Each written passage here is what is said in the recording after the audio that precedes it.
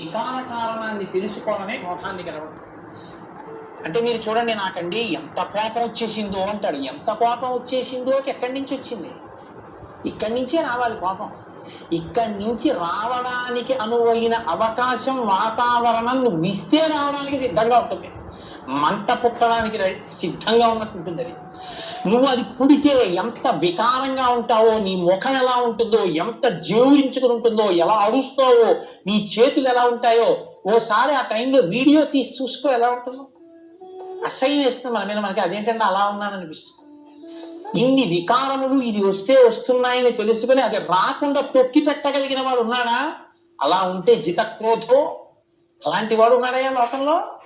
ఆత్మవాంకో జితక్రోధో ద్యుతిమాంకో, అపారమైనటువంటి కాంతి కలిగిన వాడు ఉన్నాడా? ద్యుతిమాంకో నసూయక, అసూయని గెలిచిన వాడు ఉన్నాడా? తనకన్నా గొప్పవాడు కనపడితే ఆహా మహాత్ములు ఎంత గొప్ప పరిశ్రమ చేశారో, ఇంత గొప్పవాడు అయ్యాడని నమస్కారం చేసి తెలుసుకోవాలి. తనకన్నా తక్కువ వాడు కనపడితే ఈశ్వరానుగ్రహంతో ఈయన వృద్ధిలోకి రావాలని కలగాలి. కింద వాడిని చూసి అహంకరించకూడదు, పైవాడిని చూసి అసూయపడకూడదు. ఈ రెండు ఉన్నవాడు ఉన్నాడా? ద్యుతిమాంకో నసూయక కస్య బిభ్యతి దేవాస్య జాత రోషస్య సంయుగే. కోపం లేని వాడికి కోపం ఎలా వస్తుంది? అంటే కోపం తెచ్చిపెట్టుకున్నట్టు నటిస్తాడు అంతే. ఎందుకు నటించాలి? ఏదో పని చక్కబెట్టాలంటే కోపం వచ్చేటోసారి ఇలా అంటాడు అనేటప్పటికి అమ్మ బాబు ఆయన కోపం వచ్చిందని హరిగిపోయి అందరూ జాగ్రత్తగా ఉంటారు.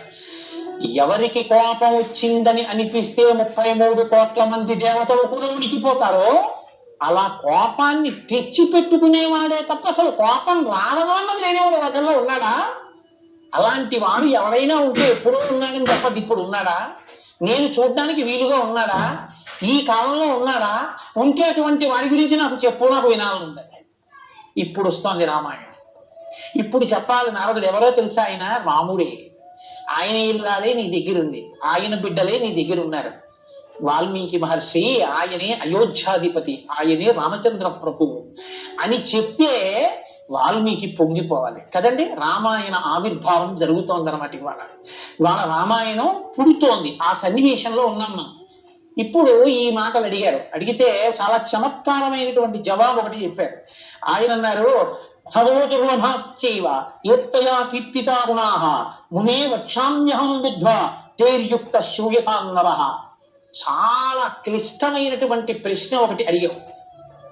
సాధారణంగా లోకంలో మానవుల్లో నువ్వు అడిగినటువంటి 16 గుణములు ఒక వ్యక్తి యందు ప్రకాశించేటటువంటి వాడు ఉన్నాడు. కాబట్టి ఇప్పుడు ఎవరై ఉండాలి? నరోత్తముడై ఉండాలి, సాక్షాత్ శ్రీ మహావిష్ణువు అయి ఉండాలి. అటువంటి వాడే కానీ నరుడిగానే ఉన్నాడు. ఇప్పుడు ఆయన విష్ణు